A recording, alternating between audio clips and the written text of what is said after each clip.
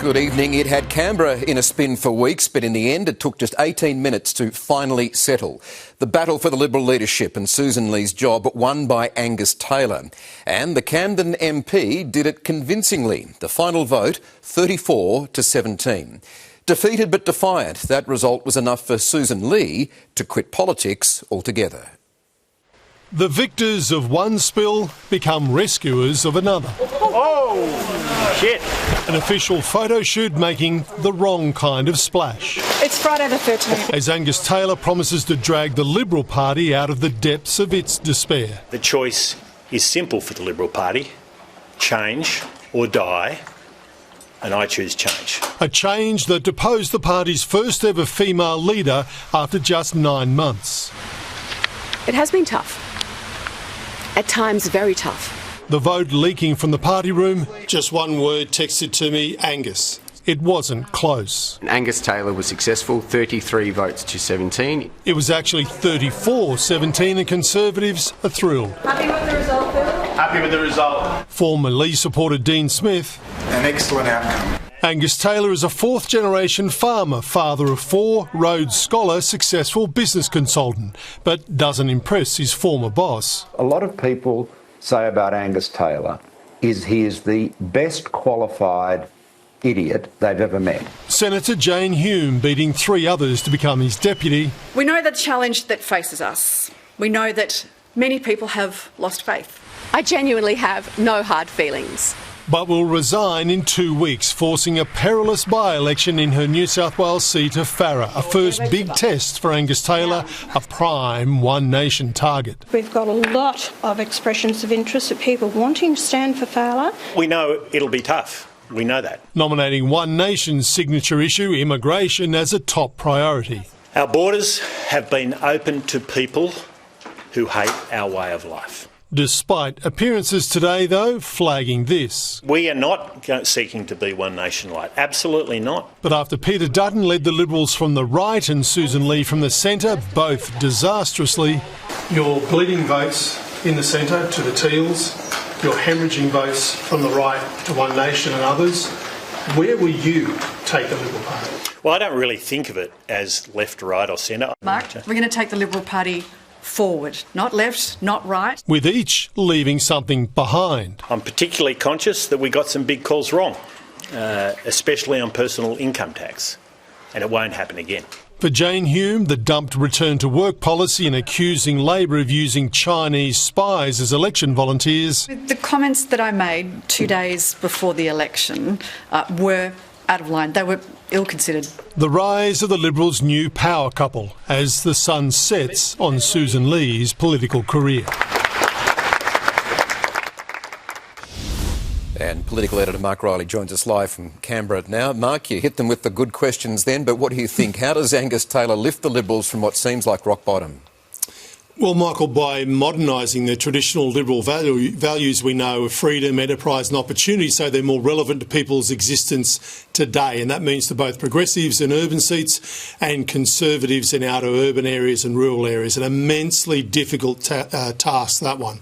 Angus Taylor's nominated the hot-button issues of immigration and housing as key. And if he announces big, bold policies on them, he will capture voters' attention. But to do it, he'll also need something his supporters never gave Susan Lee: loyalty. Michael.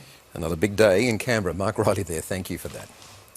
Well, the actions of officers at this week's town hall protest will now be dissected and scrutinised by the police watchdog. An investigation will decide if they acted lawfully while trying to move on thousands of anti-Israel demonstrators. Unleashing a torrent of blows and forcefully moving in on protesters. The focus of Monday night's wild rally is now centring on police. The actions of those police officers on Monday were proportionate to what they were confronted with. Violence erupted outside Town Hall when thousands protested the arrival of Israel's President Isaac Herzog. The police watchdog now investigating if the actions of officers were lawful after receiving what it says is a significant number of complaints. The police operation was a police riot. We saw images of people being assaulted, of young people being arrested, of excessive police brutality. Sheikh Wissam Shakawi was leading prayer in Town Hall Square when he claims cops trampled on his group without warning. I remember on my right, one of the praying men just was like he was flying across the ground. All week, the Premier and Police Commissioner have praised the work of those on the front line. They did a fantastic job to hold that line. I think it's important that people not judge the actions of police on 10 seconds or 15-second social media clips. New South Wales Police says it will work cooperatively with the Law Enforcement Conduct Commission. 29 protesters were arrested, 9 charged. Now, officers could be prosecuted as well. Hopefully this investigation will be an opportunity to hold the force accountable. Let's go to Clementine in the city now. Clem, protesters are staging another rally tonight near State Parliament.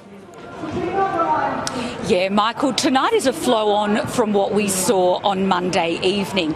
There are hundreds of people gathered here tonight, many in support of Palestine. Now, they're protesting to put an end to the restrictions on rallies in this city, and they're being very closely watched by dozens of police. Now, many of the people here tonight will also form part of that case against police. 7 News has been told that the watchdog has received more than 40 official complaints and that number is likely to rise. Well, a hammer-wielding jewel thief has been jailed for more than a decade, with a judge saying there's a high chance he'll re-offend. Darren Hookey was fighting 14 charges over his 2022 crime spree across multiple Sydney suburbs, but the evidence against him was overwhelming. Pulling up in a stolen hatchback in disguise and armed with a hammer, when thieves smashed the windows of Constan Jewellers 4 years ago, the terrified owner grabbed an axe and they fled. We're very lucky at the end of the day that nobody got hurt. This was just the beginning of a 10-day drug-fuelled crime spree. It looked exactly like that bloke that tried to sell me a scooter yesterday. Identified as Darren Hookey, he hit 10 stores in 10 days from Dulwich Hill to Seven Hills, Marylands, Pemulwuy and Blacktown. He was found guilty of the string of robberies after security cameras captured him smashing doors and display cases, stealing valuable jewels and tens of thousands of dollars cash, even returning, spraying chemicals on the crime scene to destroy evidence. So on the passenger seat here, one lump hammer. Police eventually arrested Hookey, searching the stolen car. One ring. He was given bail only to steal another car and carry out more robberies. Today, a judge sentenced him to 10.5 years jail. Hookey has spent almost 87% of his life behind bars, and given his extensive criminal record and high chance of re-offending, the judge said he'll need significant support and lengthy supervision once he's eventually released. Andrew Denny, 7 News. Several Defence Force personnel have been injured when a portable stand collapsed at a military base in Townsville. It's believed the group was posing for a photo when the structure gave way at Laverack Barracks this afternoon. 40 people were assessed for injuries, 15 taken to hospital in a stable condition. Others were taken to nearby medical centres. Well, Sydney's restaurants are on notice to look out for a family visiting from Ireland accused of carrying out vile scams for free meals.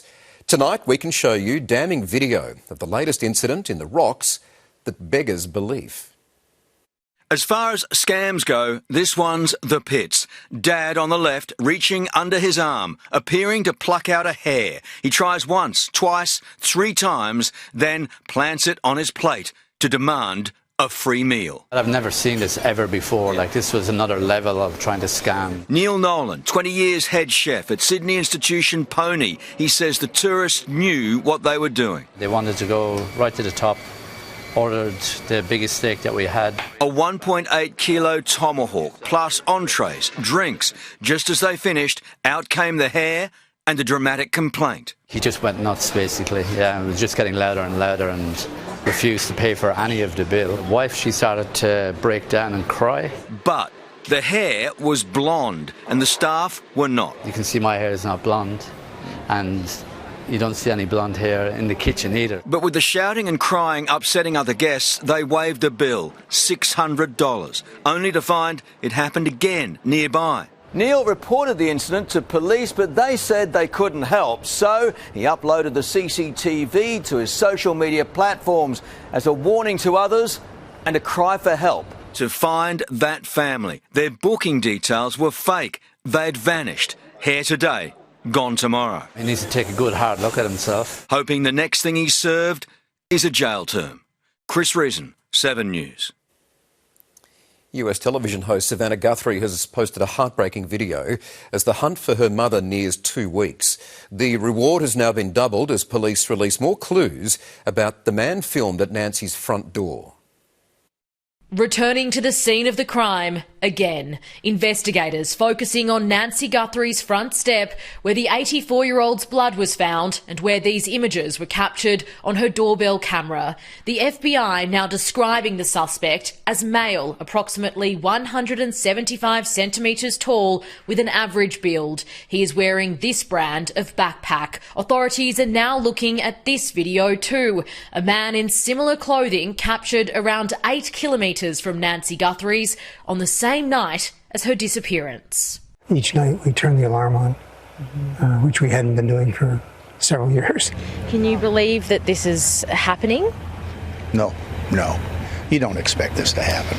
The reward for information has now doubled to $100,000, with the FBI asking anyone within a 3-kilometre radius of Nancy's home to check their cameras for suspicious footage as far back as New Year's Day. As Savannah posts her own home video with her mother and siblings. Our lovely mum, we will never give up on her. In Tucson, Arizona, Miley Hogan, 7 News. A small Northern Beaches bus service has started a big debate after banning passengers in bikinis or without a shirt. It's not just the wet and sandy seats left behind. Older passengers say the lack of clothing is confronting.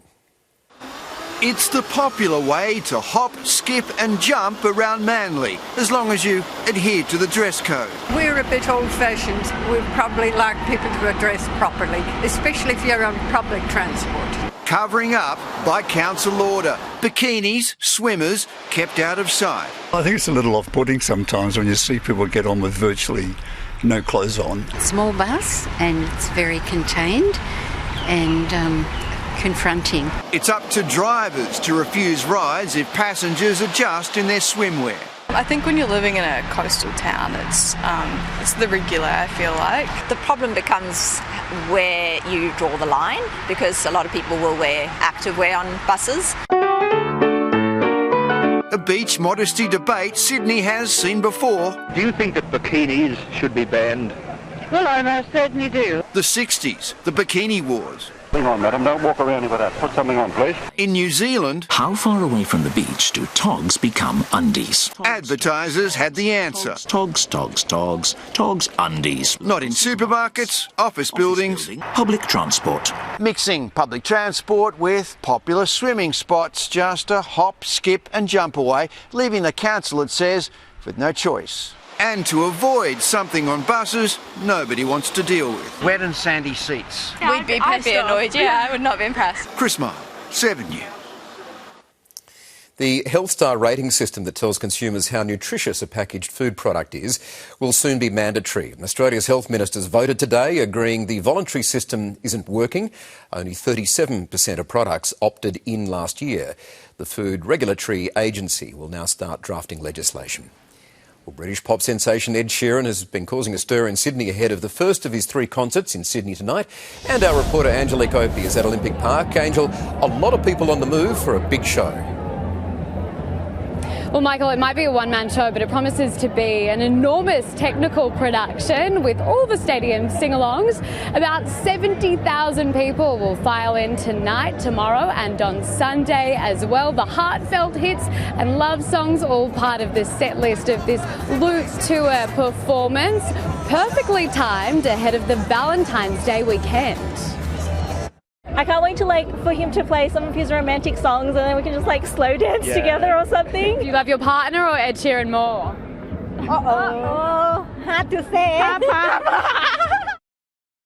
And for those lucky enough, last night Ed Sheeran delighted fans at the Paddington RSL, performing 2 hits alongside an Irish folk band. There are still plenty of tickets available for the 3 Sydney shows. The British pop star is set to hit the stage at 8 p.m. and how excited are we?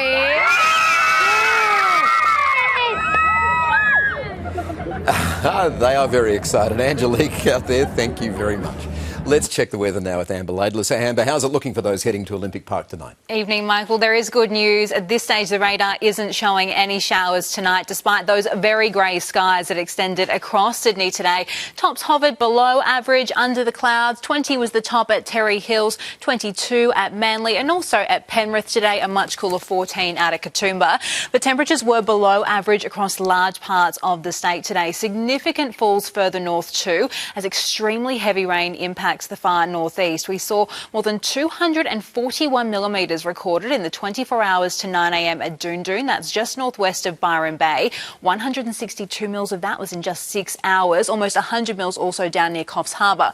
Now, a southerly change that brought those cooler conditions here yesterday has helped trigger that very heavy rain, with a chance we'll see showers push down towards Sydney tomorrow. I'll have all the details on just how much rain is on the way in your full forecast. That's coming up soon. All right, Amber, thank you very much for that.